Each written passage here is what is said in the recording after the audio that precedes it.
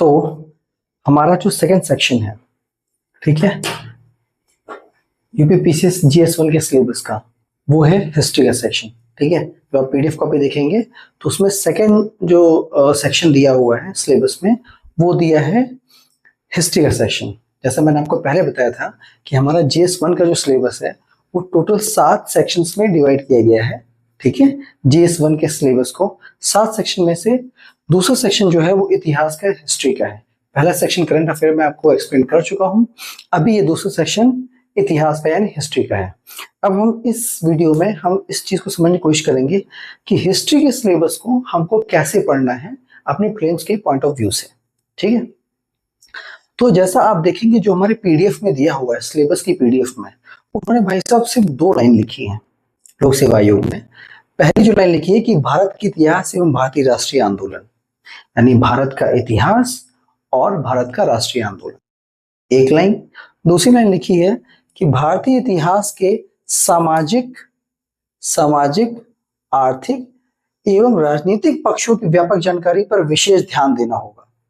सामाजिक, आर्थिक एवं राजनीतिक पक्षों पर सिलेबस को आपको बहुत ध्यान से देना है, देखना है। ठीक है, दूसरी लाइन है स्वतंत्रता आंदोलन की प्रकृति, राष्ट्रवाद का अभ्युदय एवं स्वतंत्रता प्राप्ति के बारे में सामान्य जानकारी अपेक्षित होगी।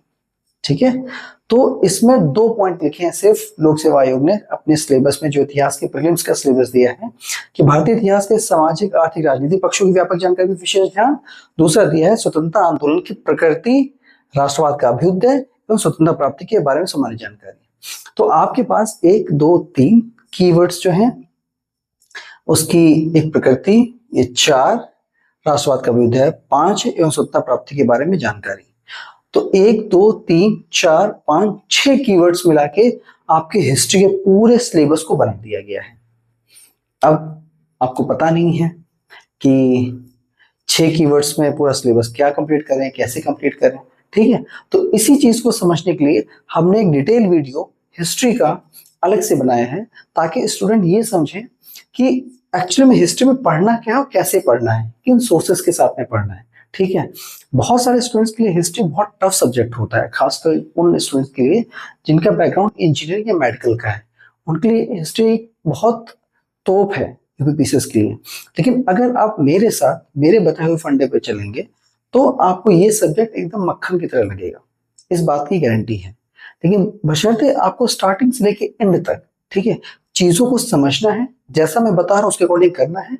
ठीक है, तो आप 6 दिसंबर के पेपर में इस सब्जेक्ट्स में से, ठीक है, आप लगभग 20 क्वेश्चन के अप्रॉक्स, ठीक है, 15 से 20 क्वेश्चन अप्रॉक्स सही करेंगे, इस बात की लगभग संभावना है।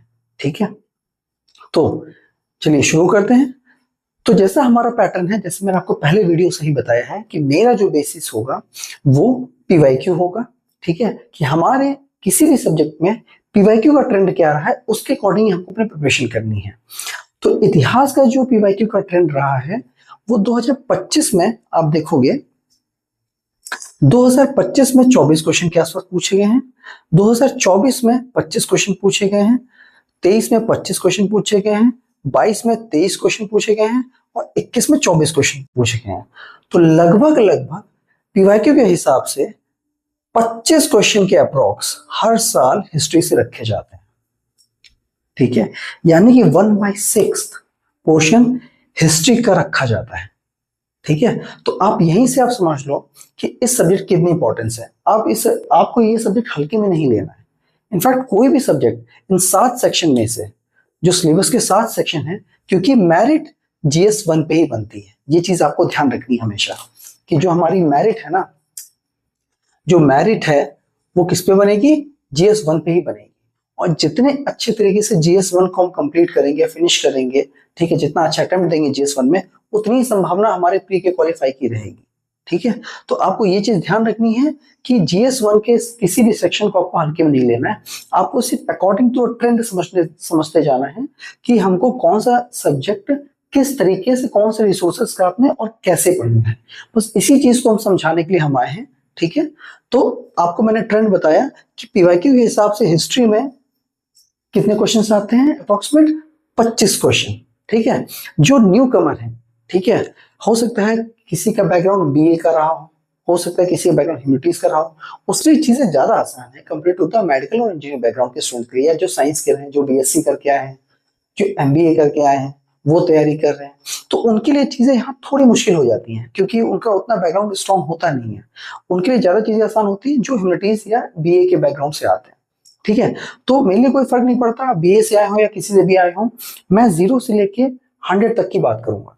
ठीक है, जो बीए करके आए उनके लिए भी आसान है, जो एमबीए, एमबीबीएस, बीटेक कुछ भी करके आए हो, ठीक है, उनके लिए भी मैं चीजें आसान बनाऊंगा।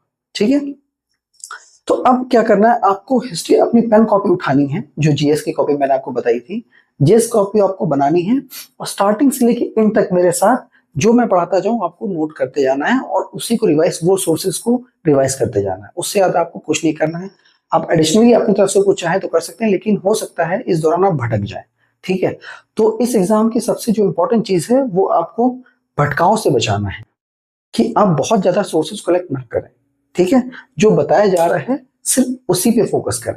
ठीक है, तो पीवाईक्यू आपके 25 क्वेश्चन के बॉक्स आते हैं। ठीक है, दूसरी चीज है इतिहास के सब्जेक्ट को हम कैसे डिवाइड करें। जैसे हमने पिछली वीडियो में करंट अफेयर के सेक्शंस को डिवाइड किया था, वैसे ही इतिहास का सब्जेक्ट हमें इन्होंने 1 2 3 4 5 6 कीवर्ड दे दिए हैं।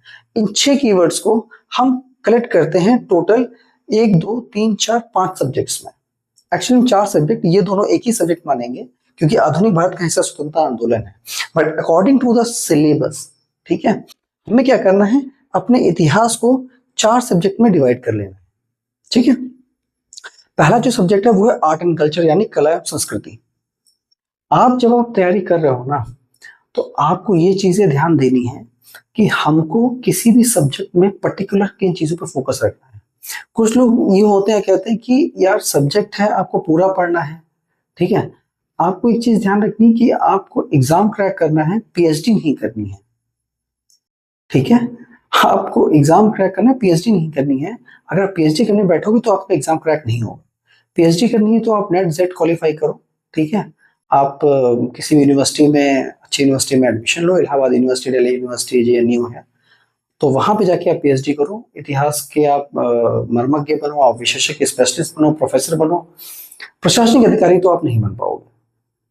ठीक है, अगर आप बहुत चीजें डीप में पढ़ने लगे हर एक चीज में, तो फिर आपके लिए मुश्किल है। जहां पे आपको डीप में पढ़ना है वहां डीप में पढ़ना चाहिए, जहां पे आपको ऊपर पढ़ना है वहां ऊपर पढ़ना चाहिए।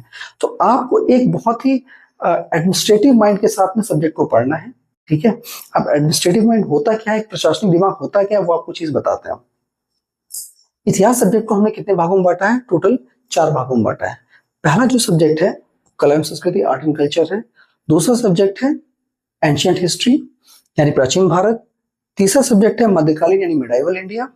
ठीक है, और चौथा जो सब्जेक्ट है आधुनिक भारत एवं स्वतंत्रता आंदोलन। ये 4 सब्जेक्ट्स हैं। ठीक है, अब ये जो आप आके देख रहे हो, ठीक है, ये जो आप आगे देख रहे हो, कला एवं संस्कृति 2 से 3 क्वेश्चन, प्राचीन भारत 3 से 6 क्वेश्चन, मध्यकालीन भारत 7 से 9 क्वेश्चन, आधुनिक भारत 10 से 15 क्वेश्चन। ये क्या है,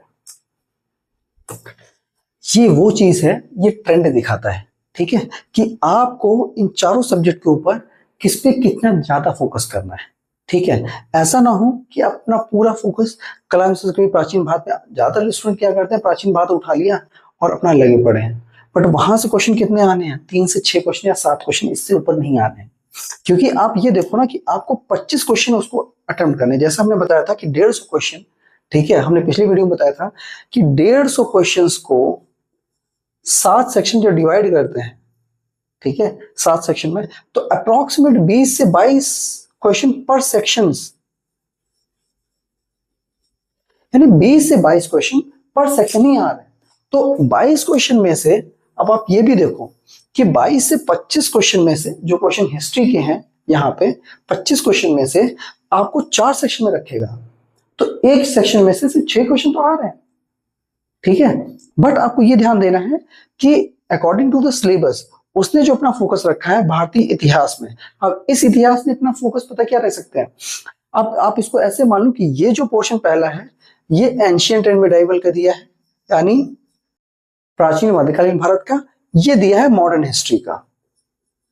तो अब मैं आपको बताता हूं कि ये दो सेक्शन में डिवाइड किया हुआ है। ये आपको कोई नहीं बताएगा कि जो इसका फर्स्ट पॉइंट है वो एंशिएंट मिडाइवल का है, यानी इस सेक्शन में आपका आर्ट एंड कल्चर, कला एवं संस्कृति आता है। दूसरे सेक्शन में आपका एंशिएंट इंडिया आता है, प्राचीन भारत। तीसरे सेक्शन में मध्यकालीन भारत आता है। ये आपका पॉइंट 1 है। जब आप ये पढ़ रहे हो, ठीक है, तो यहां से कुल मिला के कितने क्वेश्चन कंट्रीब्यूट होते हैं? 2 से 3, 6 3 9 और 9 लगभग 10 से 12 क्वेश्चन के आसपास इस सेक्शन कंट्रीब्यूट होते हैं। और मॉडर्न हिस्ट्री से यानी आधुनिक भारत से आपके लगभग 10 से 15 क्वेश्चन कंट्रीब्यूट होते हैं। ठीक है, तो ये 50% पोर्शन आपका बनता है। मैं आपको बता देता हूं, यहां तक आपका इस लाइन के ऊपर 50% है और इस लाइन के नीचे 50% है। यानी कि कला एवं संस्कृति से 2 से 3 क्वेश्चन, प्राचीन भारत से 3 से 6 क्वेश्चन, मध्यकालीन भारत से 7 से 9 क्वेश्चन, लगभग 12.5-13 क्वेश्चन के आसपास आपका ये ऊपर के 3 पोर्शन जो है वो कंट्रीब्यूट करते हैं।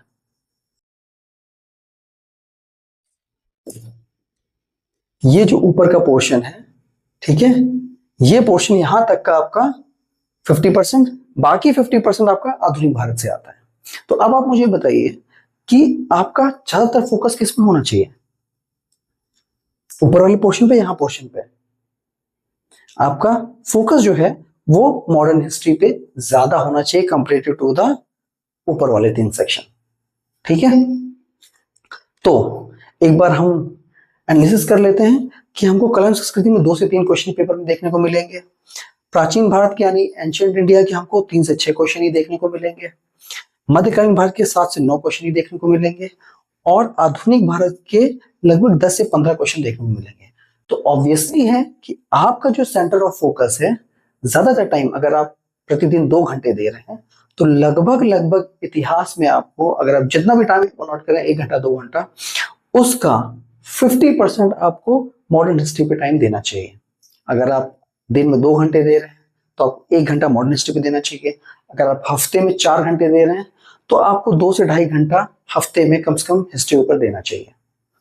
ठीक है, क्यों देना चाहिए अभी हम आगे जानेंगे। तो पहली चीज आपको जो देखनी चाहिए वो बहुत ध्यान से पढ़ना चाहिए कि इतिहास के सिलेबस में क्या दिया हुआ है। भारतीय इतिहास के सामाजिक, आर्थिक, राजनीतिक पक्षों की व्यापक जानकारी। यानी कि हम में से ज्यादा लोग क्या करते हैं ना, कि जब एंशिएंट हिस्ट्री पढ़ते हैं या मिडाइवल हिस्ट्री पढ़ते हैं तो हम क्या करते हैं, कौन सा राजा था, कौन सी रानी थी, है ना, किस राजा ने किसको अटैक किया, कौन सा राजा कहाँ भाग गया लेके, ठीक है, या किस राजा ने किसको लूटा, हमारा इंटरेस्ट इसमें होता है। जबकि हमारा सिलेबस क्या कह रहा है? हमारा सिलेबस कह रहा है कि भैया प्राचीन भारत, ठीक है, और मध्यकालीन भारत के सामाजिक, आर्थिक, राजनीतिक पक्षों पे आपको विशेष ध्यान देना है। सामाजिक, आर्थिक और राजनीतिक पक्षों पे आपको विशेष ध्यान देना है। ठीक है, ये कह रहा है आपका सिलेबस। अब सामाजिक, आर्थिक, राजनीतिक पक्ष होते क्या है? सामाजिक पक्ष का मतलब होता है कि समाज में उस समय में क्या सुधार आ रहा था। ठीक है, जैसे कोई भी सुधारवादी आंदोलन चल रहे हो, ठीक है, उसके बारे में पूछता है। जैसे अब आपका आर्थिक पक्ष है, आर्थिक पक्ष में आपकी राजस्व व्यवस्था, प्रशासनिक व्यवस्था क्या थी, जैसे पूछता है ना कि खरीदादार क्या था, मुकद्दम क्या था, ठीक है, फलाने प्रशासनिक पद को क्या बोला जाता था। तो ये सारा आपका जितना भी है ये सामाजिक और आर्थिक पक्ष में आता है। ठीक है, यानी कि राजस्व व्यवस्था और प्रशासनिक व्यवस्था जो ज्यादातर पूछता है वो किसमें पूछता है? आर्थिक पक्ष में पूछता है कि अकबर काल के टाइम पे बताओ वो फलानी मुद्रा क्या थी, ठीक है, या शेरशाह सूरी के समय पे फलानी मुद्रा कितने टके की थी, है ना। तो ये चीजें आपको बहुत ध्यान से हिस्ट्री में पढ़नी है। आपको सिर्फ हिस्ट्री स्टोरी नहीं है, आपको उस फेज को जीना है। ठीक है, कि शेरशाह सूरी ने, आप क्या पढ़ते हो, शेरशाह सूरी ने ग्रैंड ट्रंक रोड बनवाया था, आप ये पढ़ते हो। ठीक है, ये तो सभी पढ़ते हैं, बट आपको ये देखना है कि शेरशाह सूरी की जो प्रशासनिक व्यवस्था है, जो राजस्व व्यवस्था है, वो अकबर से कितनी समकालीन थी। ये चीजें आपको हिस्ट्री को अंडरस्टैंड करने में मदद करेंगी। ठीक है, अब इसका राजनीतिक पक्ष क्या है? राजनीतिक पक्ष में ज्यादातर जो पूछा जाता है वो या तो क्रोनोलॉजी पूछा जाता है, या पूछा जाता है कि भाई फलाना युद्ध में कौन जीता, या युद्ध की क्रोनोलॉजी पूछी जाती है। ये इसका राजनीतिक पक्ष हो गया। ठीक है, अब बात आते हैं स्वतंत्रता आंदोलन की। ठीक है, तो ये जो आपका सेकंड पॉइंट है, स्वतंत्रता आंदोलन की प्रकृति, राष्ट्रवाद का अभ्युदय, स्वतंत्रता प्राप्ति के बारे में। ठीक है, तो स्वतंत्रता आंदोलन की प्रकृति से मतलब है कि आपके स्वतंत्रता आंदोलन का नेचर क्या था। ठीक है, वो कैसे इवॉल्व हुआ। आपका जो आंदोलन है, यानी कि आपका 1857 से लेकर 1947 तक का लगभग 100 साल का फेस है, वो इवेल्युएट कैसे हुआ, कैसे वो उभरा, उस प्रकृति के बारे में बात कर रहा है। ठीक है, दूसरा पॉइंट है राष्ट्रवाद का अभ्युदय। ये पॉइंट क्या है, पांचवा पॉइंट। राष्ट्रवाद का अभ्युदय का मतलब है कि जब ब्रिटिशर्स ने भारतीयों को सप्रेस करना चालू किया, जैसा आपको पता है कि 1857 की क्रांति हुई थी। ठीक है, उसके बाद से भारत में राष्ट्रीय भावना की लहर दौड़ी। उसके पहले हम लगभग बहुत सारी, लगभग 800-900 रियासतों में हम बटे हुए थे, मतलब भारतीयता नाम की कोई चीज ही नहीं थी। ठीक है, बंगाल अलग भाग रहे हैं, मद्रास के लोग अलग भाग रहे हैं, उत्तर भारतीय जो रियासतें वो अलग भाग रही हैं। ठीक है, लेकिन 1857 के बाद भारत में एक राष्ट्रवाद की लहर इंटीग्रेट हुई, जिसका परिणाम थे कि 1885 में राष्ट्रीय कांग्रेस की स्थापना की गई। ठीक है, तो ये चीज आपको ध्यान देना कि राष्ट्रवाद का अभ्युदय कैसे हुआ। ठीक है, इसमें कांग्रेस की स्थापना, उसके नियम, उसके कानून, उसके सम्मेलन, फिर इसी में होता है कि गांधीवादी जो आंदोलन है, जो गांधीवाद जो जुड़ा, तो वो सारी चीजें आपका राष्ट्रवाद के विषय में ही आएंगी। ठीक है, तो इसलिए मैं कहता हूँ कि सिलेबस को बहुत अच्छे तरीके से डिकोड करना है, आपको दिमाग में बैठा लेना है। ठीक है, कि हमको पढ़ना क्या है, ये आपका जैसे होता है ना, संविधान की उद्देशिका है, वो आपका पथ प्रदर्शन करेगी। तो वैसे ही ये सिलेबस के कीवर्ड्स आपको हमेशा पथ प्रदर्शन करेंगे आपकी तैयारी में। ठीक है, आते हैं अपने हिस्ट्री सब्जेक्ट की तरफ। तो कला एवं संस्कृति 2 से 3 क्वेश्चन पूछता है। अब क्या पूछता है, अब आपको या तो साहित्य, ठीक है, ज्यादातर जैसे वैदिक साहित्य पूछता है। ठीक है, या दक्षिण भारतीय किसी लेखक की किताबें पूछ देगा, किसने लिखी, या तो दक्षिण भारतीय किताब पूछ देगा कि वो किताब किसने लिखी। ठीक है, या फिर पूछ देगा धर्म से रिलेटेड, या पूछ देगा स्थापत्य से रिलेटेड कि उनकी क्रोनोलॉजी बताइए कि सीरी का किला कहाँ बनाया था। ठीक है, या जौनपुर कला के बारे में पूछ देगा, वहां की स्थापत्य कला के बारे में पूछ देगा। ठीक है, तो इस तरीके से वो आर्ट एंड कल्चर वाले पोर्शन में 2 से 3 क्वेश्चन उठाता है। ठीक है, नेक्स्ट आपका है प्राचीन भारत। प्राचीन भारत में आप देखेंगे जब क्वेश्चन पेपर आता है, 3 से 6 क्वेश्चन के आसपास आपको रखता है। ठीक है, अब इसमें आप क्रोनोलॉजी देखेंगे, हड़प्पा सभ्यता। ठीक है, उसके बाद धार्मिक आंदोलन जो हुए जैन और बौद्ध धर्म के, उसके बाद मौर्य साम्राज्य की प्रशासनिक व्यवस्था पूछता है। ठीक है, गुप्त साम्राज्य की ज्यादातर जो मंदिर जो बनाए हैं, जो देवगुप्त का मंदिर बना है, ठीक है, वो पूछता है। पाल साम्राज्य भी इसी में पूछ देता है। ठीक है, और फिर आपको दक्षिण भारतीय राज्य जो चोल चेर पांड्य हैं, वहां से उनकी प्रशासनिक व्यवस्था के बारे में या किसी पद के बारे में पूछता है। अगला आपका मध्यकालीन भारत है। ठीक है, मध्यकालीन भारत में लगभग 7 से 9 क्वेश्चन लगता है। अब मध्यकालीन जो भारत आप पढ़ रहे हो ना, आप लोग गलती ये करते हो कि मोहम्मद गौरी के आक्रमण से लेके जब आप मुगल काल के विघटन तक जाते हो, तो आपका फोकस जो होता है ना, वो युद्धों पे बहुत होता है कि किस राजा ने किसको हरा गया, किस राजा ने किसको मारा। ठीक है, कौन सी रानी किसके साथ चली गई। ठीक है, तो उन चीजों से ऊपर उठ के आपको मध्यकालीन भारत जब पढ़ना है, ठीक है, तो आपको प्रशासन, ठीक है, उसके युद्ध सुधार और उसकी राजस्व व्यवस्था को देखना है कि उस टाइम पे प्रशासन यानी भूमि जो है, ठीक है, या जो सरकार का जो शासन है, जो सल्तनत थी, वो कैसे मैनेज हो रही थी। ठीक है, वो चीजें आपको प्रशासन में देखनी है। प्लस आपको युद्ध देखना है। ठीक है, कि युद्ध के जो क्रोनोलॉजी है, जो ऑर्डर है, जैसे शुकर खेड़ा का युद्ध हो गया, ठीक है, जैसे अकबर के युद्ध हो गए, शेरशाह सूरी के हो गए, हुमायूं के हो गए, मुगल साम्राज्य के युद्ध हो गए, सल्तनत काल के। पेपर में कैसा लगता है लोक सिपाहियों कि एक युद्ध उठा लिया आपका मुगल काल से, एक युद्ध उठा लिया आपका सल्तनत काल से, एक उठा लिया आपका आधुनिक काल से। ठीक है, या किसी ब्रिटिश का युद्ध उठा लिया, चारों को दिखा दिया, या तो बोले क्रोनोलॉजी मैच कराओ, या फिर बोले कौन सा युद्ध किससे संबंधित है। इस तरह के क्वेश्चन आपको युद्ध के क्रम में देखने को मिलते हैं। ठीक है, तो यहाँ पे युद्धों की जो क्रोनोलॉजी उस पर ध्यान देने की जरूरत है। एक बार आपने पीवाईक्यू कर लिए अच्छे से, ठीक है, तो ये काफी हद तक आपको समझ में आ जाता है कि युद्ध को कैसे देखना है।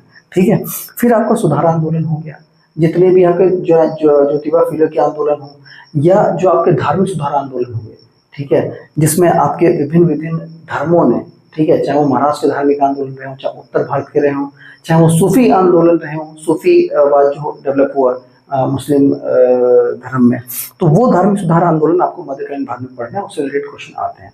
ठीक है, अब बढ़ते हैं अगले टॉपिक की तरफ जिसका नाम है आधुनिक भारत। ठीक है, आधुनिक भारत के आपके जो मॉडर्न हिस्ट्री है उससे 10 से 15 क्वेश्चन आते हैं। ठीक है, कितने क्वेश्चन आते हैं? 10 से 15 क्वेश्चन। ठीक है,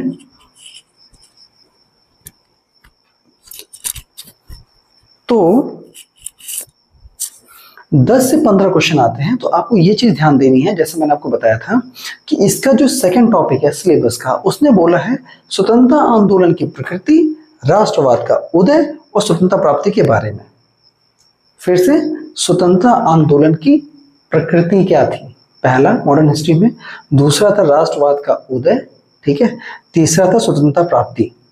ठीक है, तो अब मैं इसको ऐसा बोल दूं कि ये जो है ये 1857 से लेके, ठीक है, ध्यान देना, 1885 तक है। राष्ट्रवाद का अभ्युदय 1885 से लेके 1940 तक है। और स्वतंत्रता प्राप्ति यानी स्वतंत्रता प्राप्ति हुई कैसे, वो चीज है 1940 से, इसको ऐसे कर देता हूं, 1940 से 1947 तक के फेस के बारे में ये कह रहा है। ठीक है, ये जो फेस है ये आपका 1885 से, ठीक है, 1940 तक का है, और ये फेस है 1857 से लेकर 1885 तक का, जब तक कि राष्ट्रीय कांग्रेस की स्थापना नहीं हुई थी। ठीक है, तो आप सिलेबस को जितना अच्छे तरीके से समझेंगे आपको सब्जेक्ट की क्लियरिटी उतनी ही अच्छी होगी। और एक बार आपकी सब्जेक्ट क्लियरिटी है, फिर आपको ये देखना है कि हमको कौन कौन से टॉपिक उसमें पढ़ने हैं। ठीक है, अकॉर्डिंग टू द सिलेबस। तो जैसे मैंने बताया आपको कि स्वतंत्रता आंदोलन की प्राप्ति, स्वतंत्रता आंदोलन की प्रगति जो है वो कहाँ से स्टार्ट होती है, लगभग 18वीं शताब्दी से लेके 1885 तक, यानी कि जब मराठों का उत्कर्ष हुआ, डिक्लाइन हुआ, क्योंकि मराठी पैरेलल में थे जो अंग्रेजों को टक्कर दे रहे थे। तो मुगल काल का विघटन, ठीक है, मुगल काल का विघटन, मराठों का उत्कर्ष, उसके बाद 1857 का विद्रोह हुआ। ठीक है, यहां से जब 1857 का विद्रोह हुआ, यहां स्वतंत्रता आंदोलन की शुरुआत मानी जाती है। ठीक है, तो मराठों का उत्कर्ष, ब्रिटिश प्रसार एवं सुधार, यानी ब्रिटिश जब आए तो बहुत सारी यूरोपीय और भी कंपनी आई थी, तो ब्रिटिशर्स ने क्या किया, दूसरी यूरोपीय कंपनियों को हराया या उनको हटाया अपनी कूटनीति के थ्रू, और खुद को भारत में एक्सपेंड किया। ठीक है, तो ये चीज आपको समझनी भी है, और मॉडर्न हिस्ट्री का एक सबसे अच्छा पार्ट है, ये आपको मेंस में भी पूरा काम करेगा। ठीक है, आपका एंशिएंट टू मिडाइवल तो मेंस में नहीं आता है, लेकिन मॉडर्न हिस्ट्री को आप जितना अच्छे से यहाँ पे समझेंगे ना, वो आपका मेंस में बहुत हेल्प करेगा। ठीक है, मेंस की राइटिंग में बहुत हेल्प करेगा। तो इसलिए मेरी रिकमेंडेशन, मेरी एडवाइस है कि आप आधुनिक भारत यानी मॉडर्न हिस्ट्री को बहुत अच्छे से समझें। कैसे समझेंगे वो मैं बताऊंगा, लेकिन आपको अपनी तरफ से भी कोशिश करनी है कि हमको अकॉर्डिंग टू द सिलेबस कैसे सब्जेक्ट को देखना है। ठीक है, तो आपको शुरुआत कहां से करनी है मॉडर्न हिस्ट्री में, मराठों से शुरुआत करनी है कि मराठों का, जैसे अभी 2025 में क्वेश्चन पूछा था कि जो आपके मराठे के जो वो होते हैं, जो सरदार थे, यानी क्या बोलते, पेशवा थे, उनकी क्रोनोलॉजी पूछी थी, बाजीराव द्वितीय, बाजीराव प्रथम, माधवराव, इन सब के बारे में क्रोनोलॉजी पूछी थी, और वो क्वेश्चन मॉडर्न हिस्ट्री का था। ठीक है, ब्रिटिश प्रसार, अब ब्रिटिश प्रसार में क्या पूछता है कि ब्रिटिशर्स ने सबसे पहले बंगाल में एक्सपेंड किया, यानी प्लासी का वॉर हुआ, सिराजुद्दौला को हराया, फिर मीर जाफर को हराया। ठीक है, बंगाल को कैसे जीता, फिर उन्होंने पंजाब को कैसे जीता, फिर उन्होंने जो दक्षिण भारत है वहाँ के राज्य, हैदराबाद, केरल, तमिलनाडु, मैसूर, उनको कैसे जीता। तो वो उनके प्रसार के बारे में, उनके युद्धों की क्रोनोलॉजी के बारे में, उनकी संधियों के बारे में, जैसे श्रीरंगपट्टनम की संधि हुई, ये सारे क्वेश्चंस आपके आते हैं। प्लस उनके सुधार और नीतियां, यानी उन्होंने क्या क्या सुधार किए, चाहे वो शिक्षा के क्षेत्र में सुधार हो, चाहे वो जुडिशरी यानी न्यायपालिका के क्षेत्र में सुधार हो, उन्होंने सुप्रीम कोर्ट बनाए, उन्होंने हाई कोर्ट दिए, है ना, शिक्षा के क्षेत्र में वो डिफरेंट डिफरेंट एक्ट लाए, उन्होंने कॉलेजों की स्थापना की, मेयो कॉलेज हो गया, ठीक है, और जैसे अलीगढ़ मुस्लिम यूनिवर्सिटी हो गई, ठीक है, 1916 में जो बनी। तो जो सुधार और जो नीतियां वो लाए, ठीक है, उसके बारे में बहुत पूछता है। युद्ध क्रम, ठीक है, कि रॉबर्ट क्लाइव ने जो युद्ध लड़े, जो लॉर्ड कॉर्नवालिस ने युद्ध लड़े, जो उन्होंने सुधार किए पुलिस में, ठीक है, और प्लस जो अलग अलग जैसे अफगान युद्ध हो गए, पंजाब युद्ध हो गए, तो उनकी युद्ध क्रम यानी क्रोनोलॉजी बहुत पूछता है। तो वो चीजें जब आप पीवाईक्यू करोगे ना, तो आपको बहुत अच्छे तरीके से समझ में आएंगी कि हमको कैसे उस क्रोनोलॉजी को सेट करना है। ठीक है, बाकी सब चीजें मैं इजी करूंगा, आपको सिर्फ लगे रहना, चीजों को समझना है पेन कॉपी लेके। खाली वीडियो देख के आप सोचोगे आप तैयारी हो जाएगी तो नहीं होगी, आपको अभी बंद कर देना चाहिए, अपना टाइम वेस्ट कर रहे हो। आपको पेन कॉपी लेके चीजों को समझना है कि मुझे इस सब्जेक्ट को यानी हिस्ट्री को कैसे अटेम्प्ट करना है। ठीक है, तो मॉडर्न हिस्ट्री में आपका जो सबसे इंपॉर्टेंट टॉपिक आता है वो आता है विद्रोह। विद्रोह एक तो आपका किसान का विद्रोह हो गया, ठीक है, और दूसरा आदिवासी विद्रोह हो गया। ये दो विद्रोह बहुत पूछता है, ठीक है। रंपा विद्रोह हो गया, ठीक है, आपका जैसे संथाल विद्रोह हो गया, ठीक है, नील विद्रोह हो गया जो किसान आंदोलन था, ठीक है। तो इस तरीके से विद्रोह बहुत पूछता है। फिर आपके समाज सुधार हो गया, आर्य समाज, ब्रह्म समाज, ठीक है। इसी समाज सुधार में स्त्री सुधार हो गया, ठीक है। पहली महिला विद्यालय कहाँ खोला गया, ठीक है। विधवा पुनर्विवाह अधिनियम कहाँ किया गया। तो इस तरीके से मतलब आपके आधुनिक भारत में क्वेश्चन ज्यादा फ्रेम रखता है, ठीक है। दूसरा है स्वतंत्रता आंदोलन। जब बात स्वतंत्रता आंदोलन की है, क्योंकि उन्होंने स्वतंत्रता आंदोलन प्रकृति की बात की सिलेबस में, तो स्वतंत्रता आंदोलन में क्या वो पूछता है 1857 का विद्रोह, जब विद्रोह हुआ, ठीक है। अब राष्ट्रवाद का अभ्युदय, जब 1857 का विद्रोह हुआ तब भारतीयों में ब्रिटिशर्स के प्रति एक निगेटिव भावना हुई कि ये बाहरी लोग हैं और हम भारतीय हैं। तो वो एक जो भावना है राष्ट्रवाद की भावना, वो 1857 विद्रोह के बाद हुई। उसी का नतीजा था कि कांग्रेस की स्थापना 1885 में की गई और उसके बाद फिर अंग्रेजों ने भारत के राष्ट्रवाद की भावना को काउंटर करने के लिए बंगाल विभाजन किया, ठीक है। फिर हमारा स्टार्ट होता है गांधी युग, ठीक है, जो कि लगभग जब वो आए यहाँ पे 1915 में, ठीक है, तब से लेके 1940 तक माना जाता है, ठीक है। फिर 1940 से 1947 यानी हमको स्वतंत्रता प्राप्ति कैसे हुई, ठीक है, चाहे वो लिंगो प्रस्ताव हो, चाहे वो आपका 1942 का भारत छोड़ो आंदोलन हो, क्रिप्स मिशन हो, तो ये सारी चीजें आपको स्वतंत्रता आंदोलन के सेक्शन में आपको पढ़नी है, ठीक है। मैं आशा करता हूं कि आपको यहां तक समझ में आ गया होगा। अगर ना समझ में आया हो तो कमेंट सेक्शन में आप कमेंट कर दो, मैं आपको इसके बारे में जो भी डाउट होंगे वो क्लियर करने की कोशिश करूंगा, ठीक है। अब जो सबसे इंपॉर्टेंट चीज आती है, ठीक है, अब जो सबसे इंपॉर्टेंट चीज आती है वो आती है कि आपको हिस्ट्री के सब्जेक्ट को कौन सी किताबों से यानी कौन सी सोर्स से पढ़ना है। ये बहुत इंपॉर्टेंट है और यहाँ पे सवाल ये भी उठता है कैसे पढ़ना है, ठीक है। तो देखो उसके दो तरीके हैं। पहला तो तरीका ये है कि आपको थोड़ा सा कंसेप्ट क्लियर होना चाहिए, ठीक है। तो कंसेप्ट क्लियरिटी के लिए आपको एनसीईआरटी बुक्स पढ़नी ही पढ़नी चाहिए, ऐसा मेरा रिकमेंडेशन है। एटलीस्ट एक बार जो फर्स्ट टाइमर है उनको एनसीईआरटी पढ़नी चाहिए। जो सेकंड अटेम्प्ट दे रहे हैं या जिनको 1.5-2 साल हो गए, मैच्योर हो गए तैयारी करते करते, वो स्किप कर सकते हैं। लेकिन जो फर्स्ट टाइमर है उनको एक बेसिक अंडरस्टैंडिंग के लिए एनसीईआरटी किताबें जरूर पढ़नी चाहिए और पेन कॉपी लेके बैठ जाओ और लिख लो कौन सी किताब किस सेक्शन के लिए पढ़नी है, ताकि बाद में आपको दिक्कत ना हो कि जब मैं पढ़ाऊं तो आपको ये चीजें समझ में आनी चाहिए, ठीक है। तो आर्ट एंड कल्चर के लिए जो आपको किताब पढ़नी है वो 11th की एनसीईआरटी प्लस घटना चक्र जो इतिहास की आती है उसका चैप्टर नंबर 54 वो आर्ट एंड कल्चर से रिलेटेड है, वो आपको पढ़ना है, ठीक है। क्या पढ़ना है? एनसीईआरटी की 11th की मैं आपको दिखा देता हूं। ये आपकी एनसीईआरटी की है 11th की, भारतीय कला का परिचय। आप देख लो, भारतीय कला का परिचय भाग 1। ये बुक आप ऑनलाइन भी अवेलेबल है, एनसीईआरटी वेबसाइट पे जाओ सीधा, या तो किसी स्टोर पे जाके बुक स्टोर पे जाओ, वहां पे बोलो कि मुझे एनसीईआरटी की 11th की बुक दे दो, वो आपको प्रोवाइड करा देगा, ठीक है। तो ये किताब आर्ट एंड कल्चर के लिए आपको पढ़नी है, बेसिक किताब है, पतली सी है, हालांकि 108-10 पेज की है, मुश्किल से इसमें 100 पेजेस आपको पढ़ने हैं, ठीक है। ये पढ़ के आपको घटना चक्र का 54 नंबर का चैप्टर है इतिहास बुक का, उसके क्वेश्चन अच्छे से लगाने और सारे पीवाईक्यू लगाने हैं, ठीक है। ये चीज आपको आर्ट एंड कल्चर के लिए करनी है अच्छे से, ठीक है, और ये कई बार लगाने हैं। दूसरा है एंशिएंट हिस्ट्री के लिए आपको क्या सोच रखना है। एंशिएंट हिस्ट्री के लिए आपको क्लास 6 की एनसीईआरटी और क्लास 12 का फर्स्ट पार्ट, ठीक है, वो भी मैं आपको दिखा देता हूं। ये आपकी क्लास 6 की है, बहुत बेसिक, आप चाहो तो इसको स्किप कर सकते हो, ठीक है। प्लस क्लास 12 का आप देखोगे भाग 1, ठीक है। ये किताब आपको एंशिएंट हिस्ट्री के लिए पढ़नी है, ठीक है। उसके बाद आपको घटना चक्र के PYQs 15 चैप्टर्स दिए हुए हैं घटना चक्र में, इतिहास में, वो चैप्टर आपको कंप्लीट करना है। ठीक है, कौन कौन से करने, कैसे करने हैं, उस पर बाद में बात करेंगे।